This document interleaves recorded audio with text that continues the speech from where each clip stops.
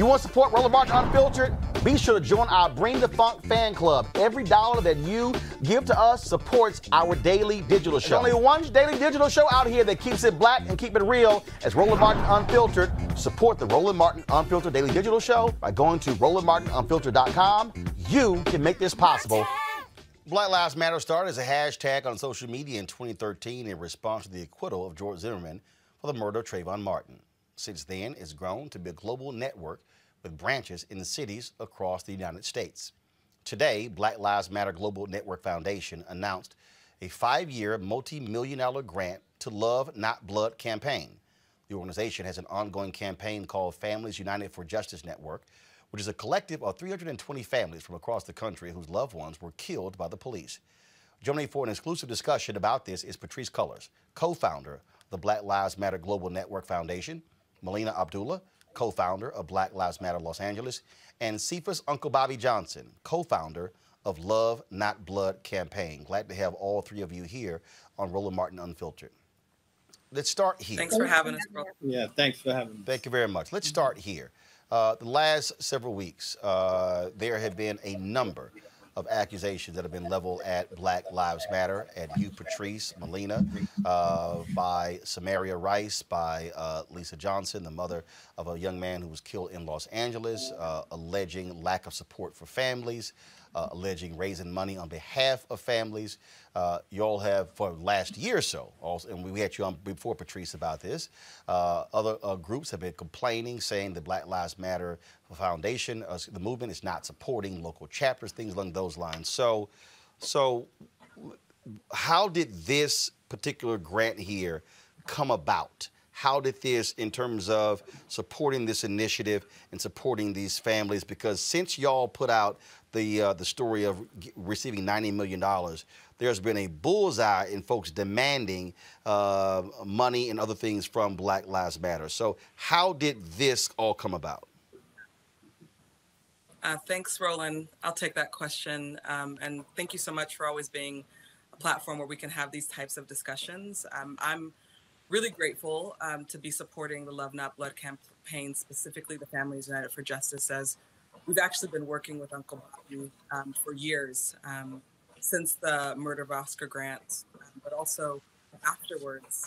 We've been partners in fighting for Black lives, really for almost a decade plus now. And we've supported their work, even when we were a small, scrappy org with very little resources. And the minute we received resources, we knew that we needed to get those resources back onto the ground. And so alongside this multi-million-dollar grant that we are providing to Love Not Blood, we've also provided millions of dollars to other organizations as well, not just chapters, but Black-led organizations. And that feels really important to name.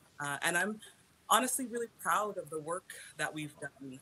It's not been difficult. It's not been easy these last couple of weeks, but I'm proud that we came out transparently and that we are showing for our work, all the work that we've done for the last 8 years as Black Lives Matter. Are you revealing, it's a 5-year multi-million-dollar grant, are you revealing exactly how much it is? Not just yet. We're working out the details with the Love Not Blood campaign to really figure out which programs they want to specifically support. We don't want to have hands in how they use their dollars. We know the work that they do. We've been supporting them for years. So we just want to make sure that those resources get into the families' hands and they get to decide how they continue to build power for communities impacted by state violence. Uncle Bobby, well, I'll go to you.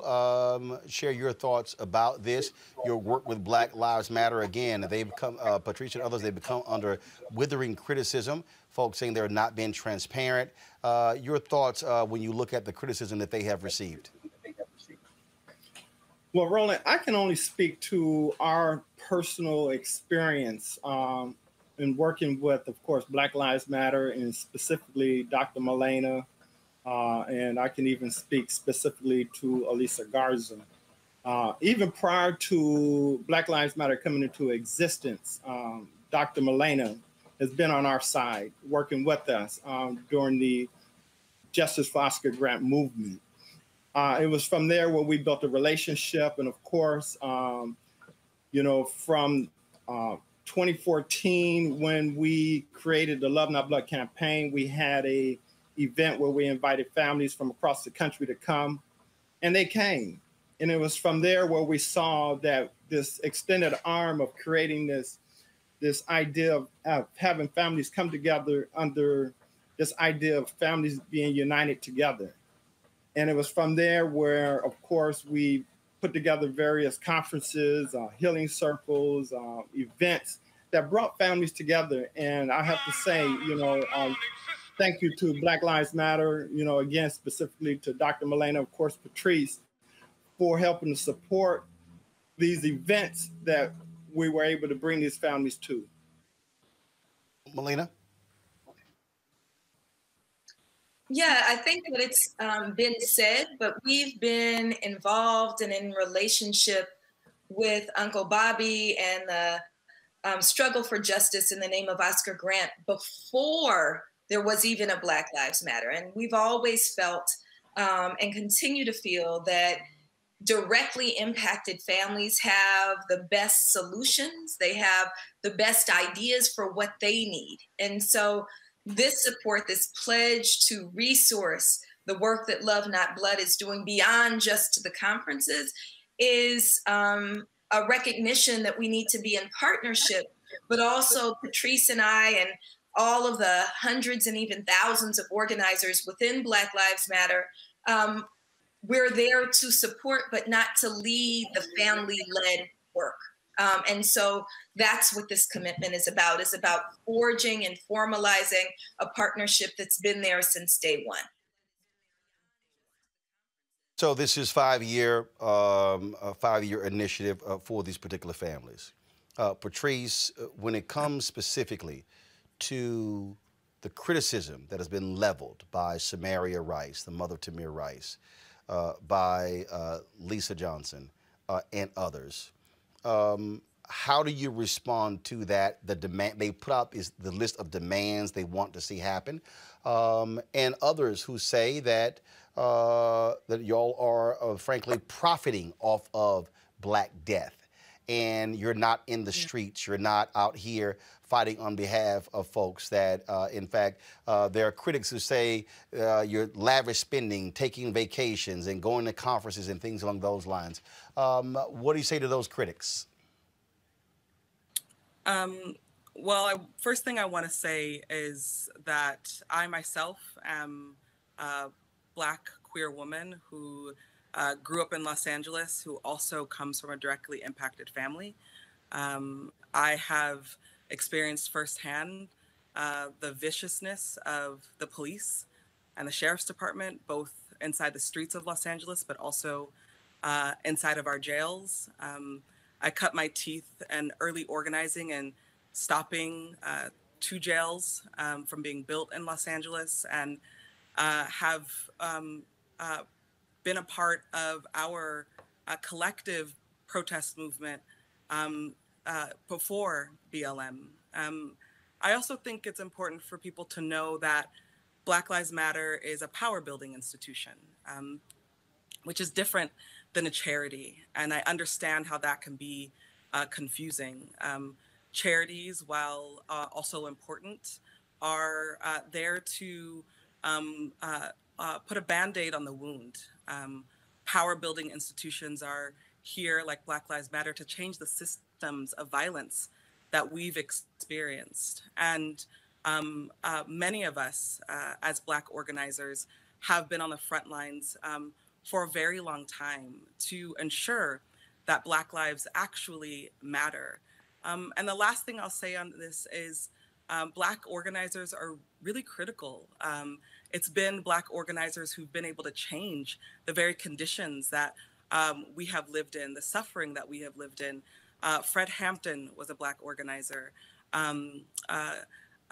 MLK was a Black organizer. Fannie Lou Hamer, Ella Baker. And so Black organizing is a central part of American history and and the present of America as well.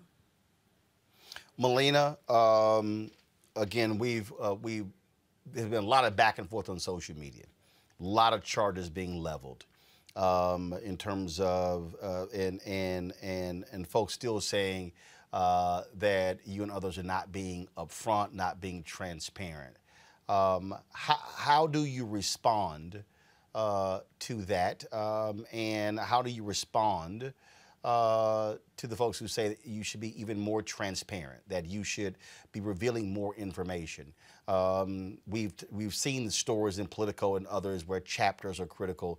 Can you share with folks what is actually happening there as you are, in essence, putting an organization infrastructure together on the fly, based upon really what's happening with the infusion of money in the past year? So I think it's really important to remember that we just got money, that Black Lives Matter had absolutely no money until about 10 months ago. And we were financing it out of our pockets. And, you know, my kids can attest to, we had a bean soup night at the house, and we don't go out to eat because we were financing it out of our pockets. And so it's really important to think about what it means when people were grateful for the generosity of people who said, let me put some resources into this power building work that you're doing, but we also want to be good stewards of those dollars. We don't want to just be spending, you know, without a plan in place. As Patrisse was sharing, you know, we are part of a long line of Black freedom struggle. And we need to make sure that we do the institution building work that's necessary, as well as the support work that's necessary. The question that you asked about on the ground work, about, you know, being in the streets, you know, anybody can tell you that Black Lives Matter across the country, but especially in Los Angeles, is in the streets almost every single day. We have campaigns where we've won major victories, like ousting the district attorney who signed off on 634 deaths at the hands of police, like blocking Garcetti, the mayor of Los Angeles, from a cabinet appointment, like making sure that the 5 officers who murdered Keisha Michael and Marquittin Sandlin were fired from Inglewood Police. And we have ongoing campaigns like confronting police associations that are paying for the defense of people like Derek Chauvin in the murder of George Floyd, right? So we have an End Police Associations work that we're doing. We have a People's Budget campaign that's saying that major cities all across the country are spending 50% of their city's general fund on police when we need those dollars for healthcare and housing and good jobs. And so we've been doing work on the ground, organizing work, which is the part of the iceberg that's below the surface, but also the on the street work. Like I said, we're out in the streets just about every single day. And so we want to continue to do that work. We are committed to doing that work. And what you're pointing to that happened over just the last couple of weeks also, I don't think, speaks fully to the level of trust and commitment and belief that the vast majority of Black people especially have in Black Lives Matter, which was recently measured to be the most trustworthy organization in the nation. Uncle Bobby, in looking at some of the statements of Samara Rice and Lisa Johnson, they talked about what should be done for the families. But you also work with a number of other families. Just your perspective, not criticizing any family member who's lost anybody, but do you believe it is unfair for 2 family members to make demands on behalf of all family members, or have those family members speak for themselves? How do you address that? Because there were a lot of people on social media who said that, that the demands of these 2 mothers should supersede that of other family members as well, when there have been other family members who come out in support of Black Lives Matter or Tamika Mallory or Ben Crump and others. Well, you know, and I'm specifically asking you that because the situation has created lots of acrimony and pain. There are people who do not want to criticize them. There are others who say, but that's unfair to make allegations. And folk are like, well, I don't know what side to be on. It's all of that. And so as an organization that's working directly with 300 plus families, I certainly want to get your perspective. The most important thing is us to remain unified in our struggle to, you know, first rid ourselves of this white supremacy and, of course, holding police officers accountable and bringing about better transparency within the agency in itself. So anytime we have families, and we understand where it comes from, you know, when you're emotionally impacted, you become very sensitive to various organizations and the way they support you. And so sometimes we can have a tendency to believe that this particular organization or that particular organization has capitalized on our loved one, and we make statements that seems to overflow where it impacts all families. But not all families have that exact same sentiment or statement to say. And so from our perspective, the most important thing is that we find ways to make sure that we stay unified, we acquire the same voice, and we continue to move forward in our struggle to get justice for our loved ones, and also to change this issue concerning why police officers are not held accountable. I'm going to go to each one of my panelists, get them to ask a question. I'll first start with Brittany Lewis, your question for our other guests. Go. Yeah, so I would love for you to talk a bit more. You say that you are not a charity, and you are actually a power organization. I think that might be where we see a lot of the discrepancy with folks who are having issues with the organization at large. So I'd love for you to elaborate on that point. Yeah, thank you, Brittany. That's a really great question. And it's also something that we've had to contend with over the last few weeks. And I think a lot of organizations. First thing I want to say is that we're not the only Black organization that received a ton of resources. Black organizations across the country received a ton of resources. But I want to say something else. It's still not enough. Believe it or not, it's still not enough resources. We have been woefully under-resourced as Black organizations forever. So in a lot of ways, especially from the elders that I've spoken with, this is the first time that Black movement is receiving this kind of financial support and this kind of resource support. With that said, our organization's work and many of the other Black-led organizations' work is to do a number of things. Number one, help aid protest, to challenge issues around state violence, issues around economic injustice, issues around healthcare injustice and school injustice. Number two, help aid radical policy, such as the Breathe Act or reparations packages, to help really identify the issues at the governmental level and to change and transform government.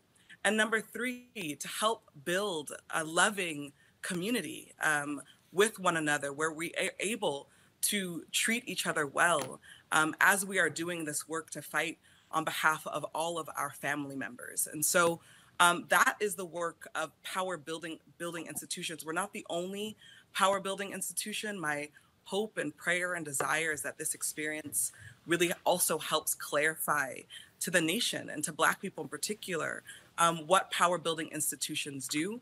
Black organizing has always been misunderstood, and it's always been unseen work. It's the first time that we saw, especially with the film Judas and the Black Messiah, what Black organizers were doing. For years, we thought the Panther Party was just a bunch of Black men with guns, because that's what they fed us. And then as we started to dig, we realized, oh, the Panther Party is trying to change and undo the systems that have created Black suffering. And that's what we are trying to do. And that's what we have continued to do for 8 years. So my hope and prayer and desire is that we are able to help make that clear for Black folks in particular. Misha Cross joins us. Misha, your question.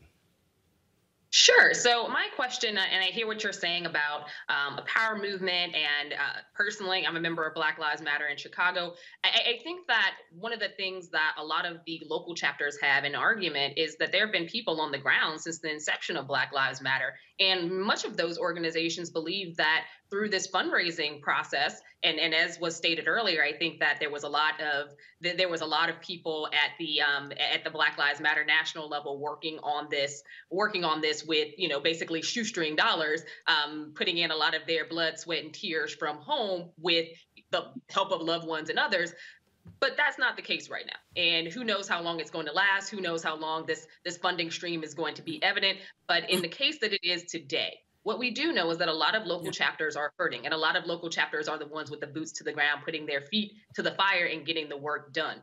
And the argument from the outside is not really something that I think is as pertinent, at least in my argument, from the Fox News, is from the Republican critics, as much as it is those who are Black organizers and part of this organization at the local level, who have raised some very serious concerns about transparency, as well as where they think the money is going, and just an openness about what is going to happen with the structure when we're moving forward. Where do you see your accountability, and what does that actually look like for the future of the organization? Because if your local chapters don't believe in you, I'm very unsure of how long this can actually last.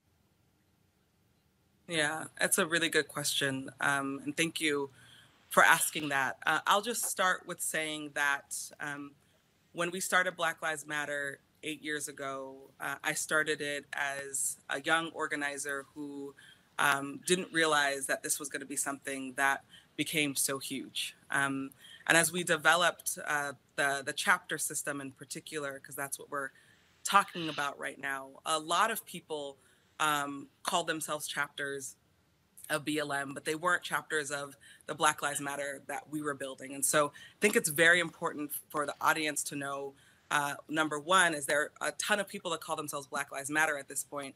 Not many of them are officially affiliated with the organization. We realized that we needed to create, for a number of reasons, specifically security reasons. We all know very well that Black movements get infiltrated, that we had to create a better system of who was inside of the Black Lives Matter Global Network. And so we created a system where people can onboard as official chapters of that network. And through that process, really did spend a lot of time together struggling and figuring out what was going to be the next phase of the organization.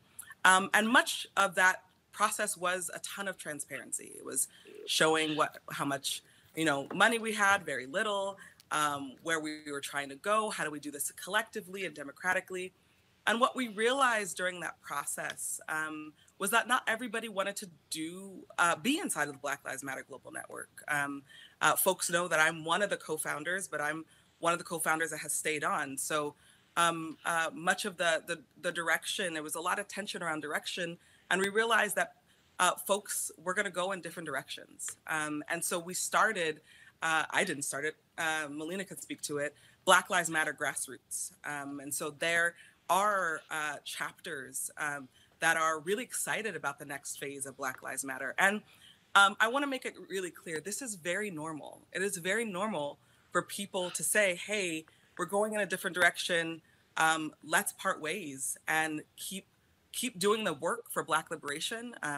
All the folks that used to be inside of BLM and that are now, not affiliated with BLM, I send all of my love and gratitude for all the work that they've done, because I am interested in Black folks getting free, and I want to make sure that Black folks get free. And so that was really, in this latest iteration of BLM, Black Lives Matter Grassroots gets developed, and it's a really powerful space with Black Lives Matter chapters leading that. And the last thing I'll say about this is important. It's important, and it has been important, especially as part of my leadership, is to listen when people are saying certain things need a shift. Chapters wanted, because they were the ones on the ground doing the work, they wanted to decide the destiny of what that work looks like. And so that is the birth of Black Lives Matter Grassroots, and that there's a powerful team that is doing a powerful and amazing work across the country. That's really, that's the story, and that's the vantage point that I want to bring to this conversation around that. Melina, you want to answer that? Sure. I'll just add, I think everything that Patrisse shared is absolutely right. And I'll just share that as Black Lives Matter Grassroots, what happened about 7 years in was a decision that the chapters who were doing the on-the-ground organizing wanted to be at the forefront of that work. And those of us who remained in Black Lives Matter Grassroots decided that we make great partners with the Black Lives Matter Global Network Foundation.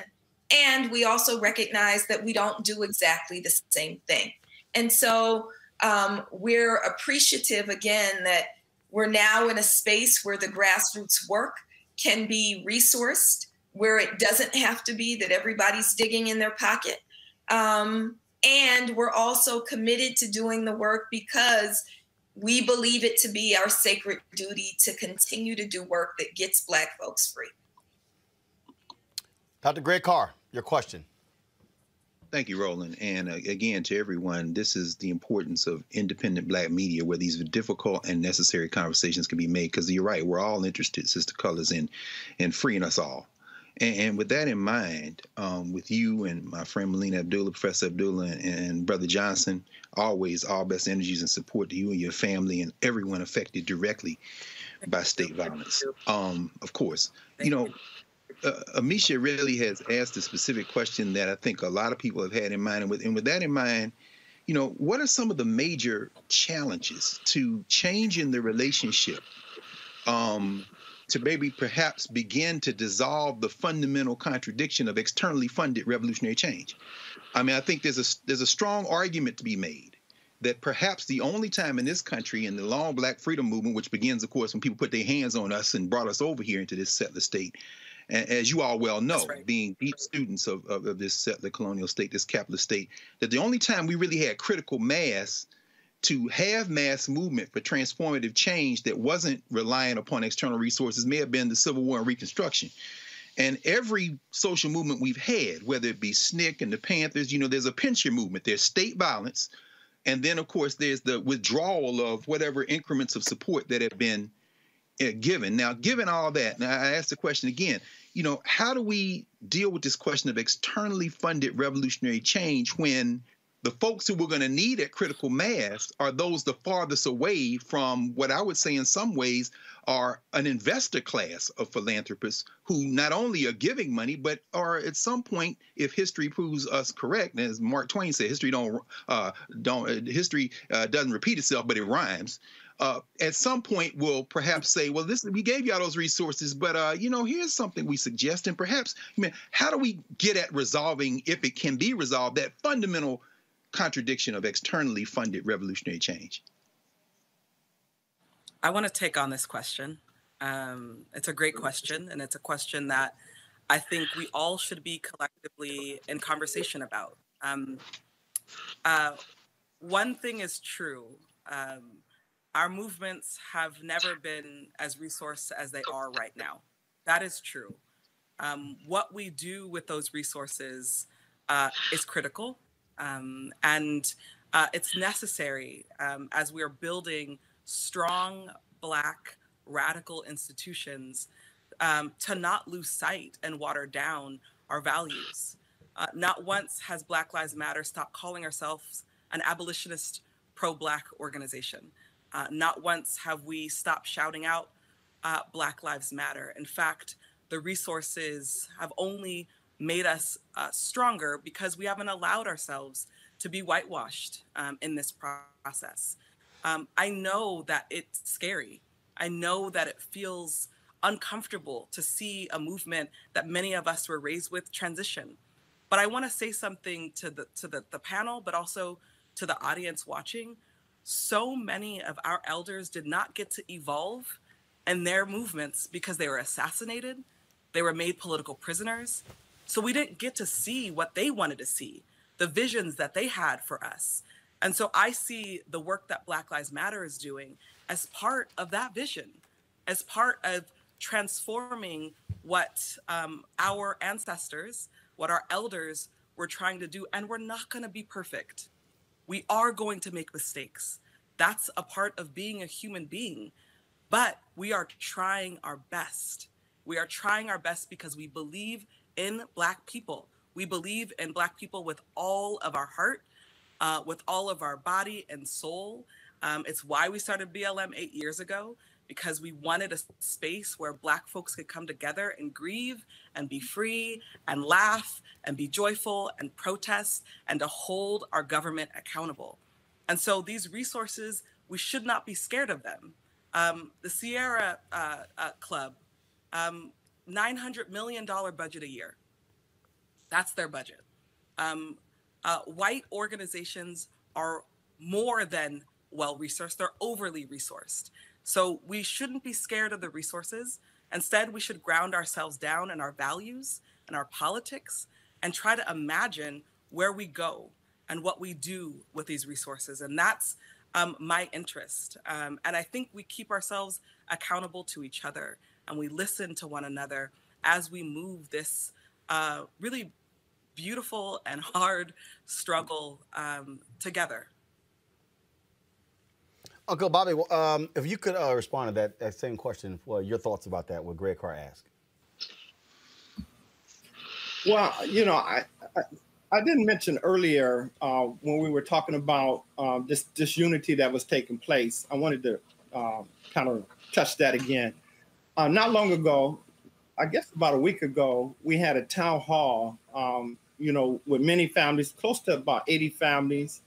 And of course, Black Lives Matter, Sister Patrisse and Dr. Melina, you know, put themselves out there to help families understand who Black Lives Matter Global Network is, Black Lives Matter Grassroots, and how we can make sure that we don't hold these various complaints or disagreements concerning this relationship. So I thought that would be important to say, you know, and that also was built on, you know, and I didn't mean, I need to say this. I haven't done this work by myself. Of course, my wife, you know, Auntie B, has been a major important aspect in engaging mothers and families and helping us, you know, build this unity that we have today. And I think more specifically in regards to your question, I may need, could you repeat that question for me, Roland? Greg Carr, go ahead, Greg Carr. Yeah, Brother Johnson, I mean, and to be very clear, I don't know that there is an answer. Again, this is uncharted territory, but if the cycles we see, whether it be the NAACP absorbing the Niagara movement, whether it be the women's suffrage movement, I mean, you go back through time, the Negro Convention movement, 1830s and 40s, you know, how do we, what are some of your thoughts on how we address the fundamental contradiction of externally funded revolutionary work? And because we know that the only way we're going to make it is to have critical mass of numbers of people moving in the same direction.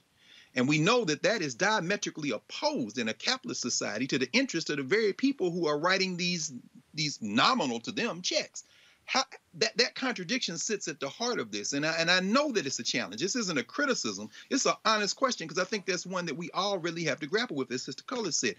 How do you, you know, what are your thoughts on that? How do we resolve that contradiction? These are not our friends, brother. Correct. We have to just trust each other. We have to believe in ourselves.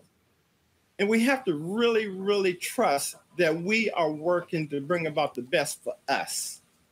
And I believe that will help this uncharted territory that we're in when we figure out better ways to believe in ourselves and work with ourselves and just make it happen with ourselves. Mm-hmm. I want to just address that just quickly because it's my friend Greg Carr asking the 27 questions. Y'all said question. It was 27 questions embedded in that question, Dr. Carr. No. And a dissertation. Don't forget that. Right, right.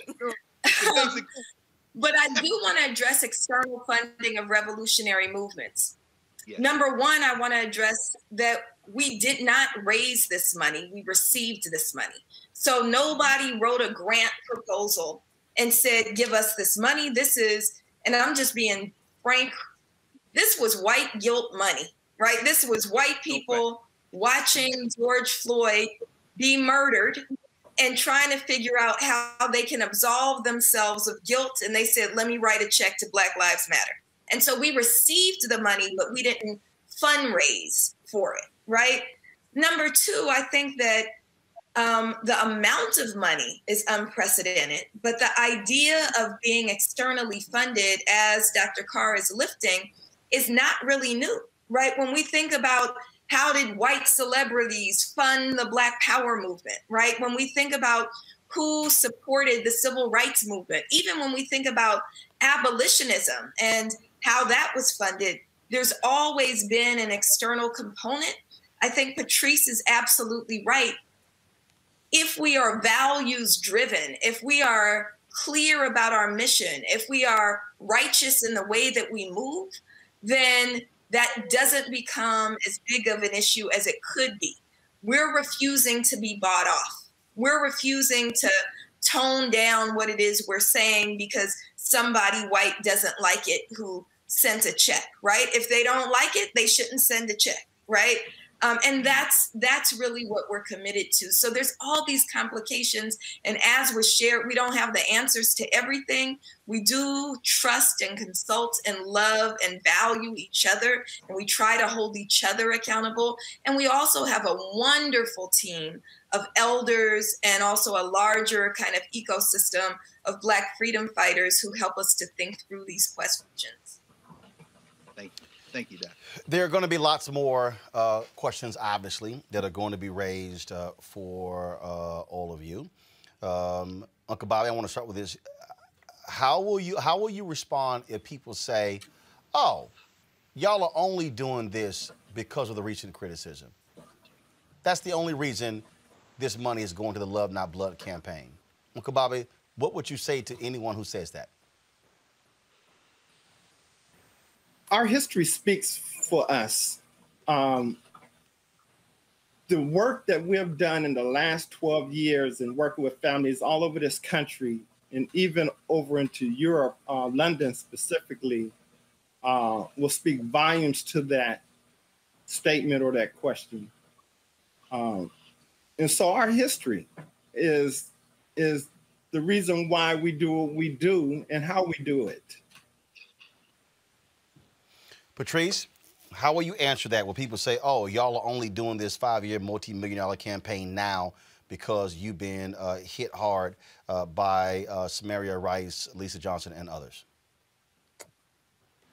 I would respond by saying that we have been in direct relationship with not just Love Blood, Not Blood campaign, but many families and communities who've been impacted by state violence. And it was always our intention as BLM to help and support and continue to build the power of Black folks, especially the folks who are directly impacted by state violence. So it was always our plan to be supportive. And as Melina said, we just received the dollars, we just received the resources.